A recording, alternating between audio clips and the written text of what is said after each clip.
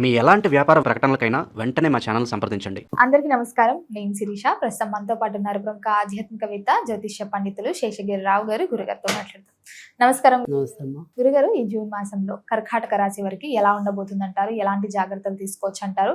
ఈ నవగ్రహాల ప్రభావం కూడా ఎలా ఉంటుందంటారు ఈ రాశి వారికి? ఇది కర్కాటక రాశి వారికి కొద్దిగా కొత్త సమస్యలు ఉన్నాయి, పాత సమస్యలు తొలగటము ఉన్నాయి. సో ఏ విషయంలో పరిపూర్ణంగా మంచి అనేది ఆలోచిస్తే పెద్దంటే కూడా మొదటైతే కనుక ఏదో రకమైన కొంత తిరకాసు, మానసిక ఉద్వేగం ఏర్పడటం అనేది అయితే ఉంది.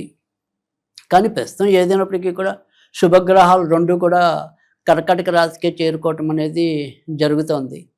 సో అందుకని మనం ప్రాథమికంగా అత్యంత శుభగ్రహాలని ఏవైతే చెప్తుంటామో ఆ ఇద్దరు కూడా మరి జూన్లో కర్కాటకంలోనే, అంటే స్టార్టింగే గురుడు చేరుకోవటం అనేది ఉంటుంది. సో ఇంచుమించు 12వ తారీఖు వచ్చేప్పటికి శుక్రుడు కూడా చేరుకోవటం అనేది ఉంటుంది. సో ఎన్ని కలవరపాట్లు, ఎంత మతి స్థిమితం తప్పే ఆలోచనలు ఉన్నప్పటికీ కూడా చివరికి వచ్చేప్పటికి ఏదో రకంగా వీళ్ళు ఒడ్డున పడటం అనేది అయితే కనుక ఉంటుంది. కానీ ఆ ఒడ్డున పడేదాకా మరి మన్ని నిద్రపోరు, వాళ్ళు నిద్రపోరు. సో ఇంట్లో ఉన్న వాళ్ళందరి మీద కూడా వీరి యొక్క ప్రభావం కనపడుతుంది. అంటే ఒక రకమైన ఉద్వేగం అనేది వీళ్ళకి ఎక్కువ కాబట్టి, సో ఆ రకమైన కోపతాపాలు అవ్వచ్చు, ఉక్రోషం అవ్వచ్చు, ఇంకోటి అవ్వచ్చు. సో అవతల వ్యక్తుల మీద కూడా దాని యొక్క ప్రభావం అనేది ఆటోమేటిక్గా కనిపించడం అనేది ఉంటుంది. కానీ వీళ్ళు సహసిద్ధంగా కొద్దిగా సున్నిత మనస్కులు అవటం చేత మరి ఆలోచన విధానం ఒకటికి ఉంటే ఇంత ఆలోచించడం అనేది అధికంగా. సో దానివల్ల మరి కొద్దిగా భావోద్వేగం చీటికి మాటికి చెదురుతుంది. కానీ ధైర్యం ఏంటంటే కనుక ఖచ్చితంగా గురు శుక్రులు ఇద్దరు కూడా రాశిలోనే సంచరించడం అనేది ఉంటుంది కనుక భయమే లేదు. లాస్ట్లోకి వచ్చేవాడికి ఒడ్డున పడతారు. మరి విద్యార్థులకు ఎలా ఉంటుందంటారు ఈ మాసంలో? విద్యార్థులు మాత్రం ఖచ్చితంగా పెద్ద చదువులు చదివే వాళ్ళు ఎవరైతే ఉంటారో ఖచ్చితంగా జాగ్రత్తగానే ఉండాలి. సో ప్రస్తుతం అయితే కనుక అసలు బుద్ధికారకుడు సక్షేత్రంలో ఉన్నప్పటికీ కూడా వ్యయస్థానంలోనే బుధుడు సంచరించడం అనేది జరుగుతుంది. తర్వాత లాభాధిపతి శుక్రుడు కూడా జూన్ 12 దాకా వ్యయస్థానంలోనే సంచరించడం అనేది జరుగుతుంది. సో అందుకని కొద్దిగా పెద్ద చదువులు చదివే వాళ్ళకి ఇబ్బంది. మామూలుగా హై స్కూల్ లెవెల్లో చదివే విద్యార్థులకి అయితే కనుక పర్వాలేదు. సో ఆ తర్వాత చదువులు అంటే ఇంచుమించుగా డిగ్రీ, ఇంటర్ దాకా పర్వాలేదు. ఇంటర్ అబోవ్ అంతా మనం బాగా ఉన్నత చదువులు అంటాం.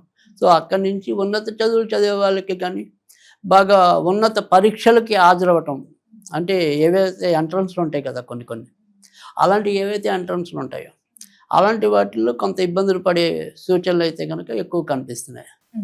మరి గురుగారు, ఉద్యోగ వ్యవస్థలో ఉన్న వారికి ఎలా ఉంటుందంటారు? ఉద్యోగ వ్యవస్థలో ఉన్న వారికి జూన్ 20 నుంచి ఇంకా మంచి ఫలితాలు ఉంటాయి. ప్రస్తుతం అయితే కనుక అసలు పర్వాలేదు, మరీ అంత చెడైతే కాదు. మనం మొదట చెప్పుకున్నట్టు ఏంటంటే ప్రతి చోట ఓకే, వీళ్ళకి అక్కడ నవంలో ఎప్పుడైతే గత ఏడాది అంటే ఇంచుమించుగా 2025 నుంచి శని భాగ్యస్థానంలో వీళ్ళకి సంచరించడం చేత అదృష్టం పడుతున్నట్టు అనిపిస్తుంది. కానీ ఎక్కడొక్కడ ఏదో రకమైన ఇబ్బంది ఎదురవుతూ ఉంటుంది. అది వీళ్ళు తట్టుకోలేకపోతూ ఉంటారు. సో ఆ ఉద్యోగాల్లో కానీ ఎక్కడైనా సరే ఇలాంటి ఇబ్బందులు అయితే మధ్యలో ఉంటాయి. కానీ ప్రస్తుతం అయితే కనుక వీరి యొక్క ఉద్యోగ కారకుడు కుజుడు, ఆయన ఇప్పుడు ప్రస్తుతం సక్షేత్రంలో ఉన్నాడు. తర్వాత కూడా లాభస్థానంలో రావటం అనేది ఉంది జూన్ 20కి. సో ఎలా చూసినా కూడా ఈ 2 నెలలు కూడా కొద్దిగా మంచి ఉంది. జూలై నుంచి జాగ్రత్తగా ఉండాలి.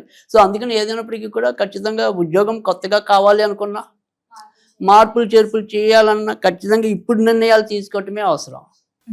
మరి వివాహ యోగం కూడా ఉందంటారా వీళ్ళకి? అయితే వీరి యొక్క వివాహకారకుడు శని అయ్యుండి ఆయన ప్రస్తుతం భాగ్యస్థానంలోనే ఉన్నాడు. శని అవటం వల్ల అంత తొందరగా సంబంధాలు కుదర్చకపోవటం అనేది ఉంటుంది. సో ఆ రకంగా ఏదో రకంగా కొంత ఇబ్బంది పడటం అనేది అయితే కనుక జరుగుతుంది.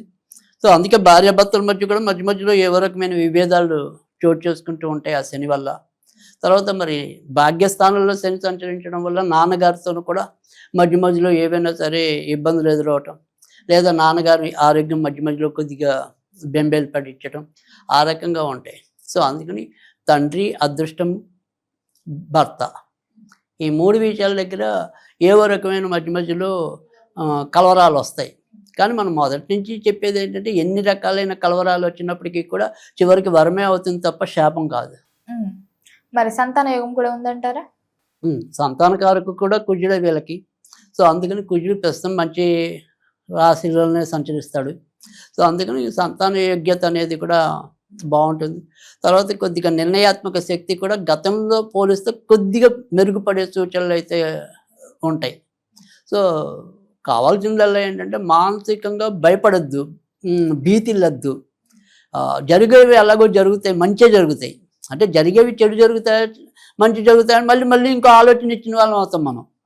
జరిగేవి ఎలాగో జరుగుతాయంటే, కానీ జరిగేవి మంచే జరుగుతాయి అనేది మన నమ్మకం.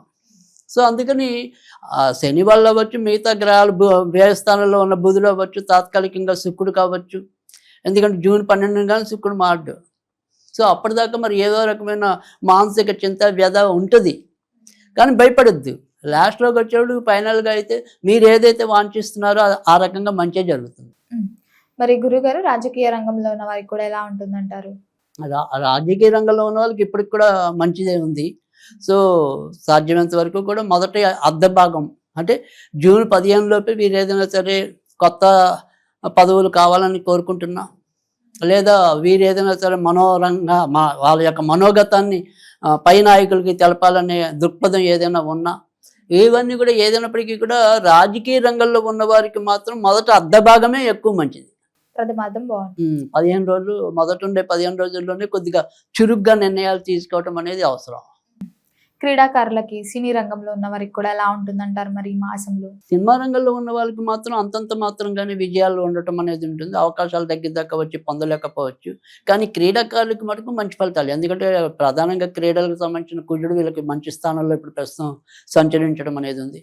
సో అందుకని క్రీడాకారులే కాదు, రక్షణ శాఖలో పనిచేసే వాళ్ళకి కూడా ఎక్కువ శాతం మంచి జరగడానికి అవకాశం ఉంది. అంటే పోలీసులకు కానీ, న్యాయ వ్యవస్థలో ఉన్న వాళ్ళకి కానీ, ఇలా వారి పరంగా కూడా కొద్దిగా సానుకూలమైన ఫలితాలే ఈ నెలలో ఎక్కువ ఉంటాయి.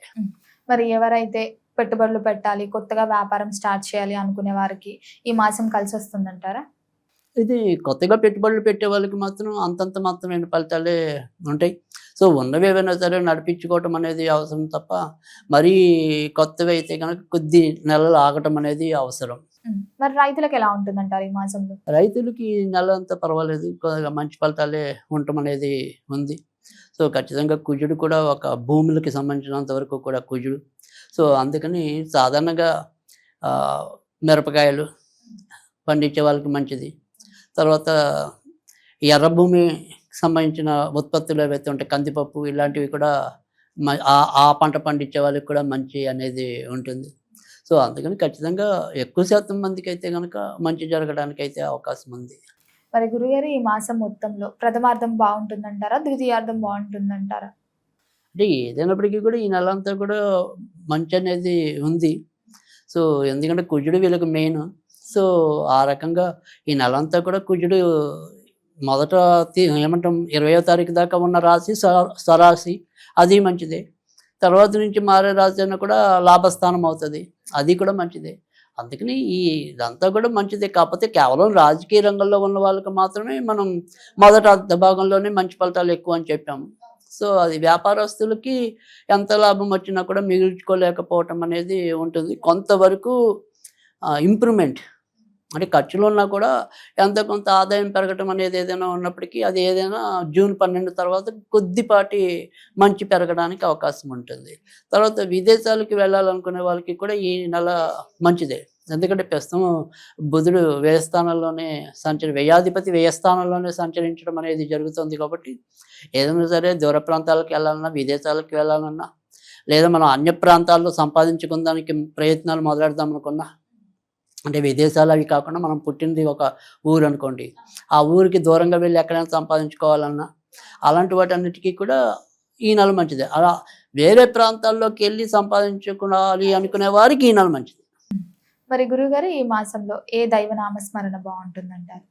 తప్పకుండా ఈ నెలంతా కూడా వీరికి అనంతాయ నమః, ఓం అనంతాయ నమః, ఓం అనంతాయ నమః అనేది చదువుకున్నట్టయితే కనుక మరిన్ని మంచి ఫలితాలు రావడానికి ఉంటుంది. గురుగారు మొత్తం మీద జూన్ మాసంలో కర్కాటక రాశి వారికి ఎలా ఉంది, ఎలాంటి జాగ్రత్తలు తీసుకోవాలో తెలియజేసినందుకు ధన్యవాదాలండి.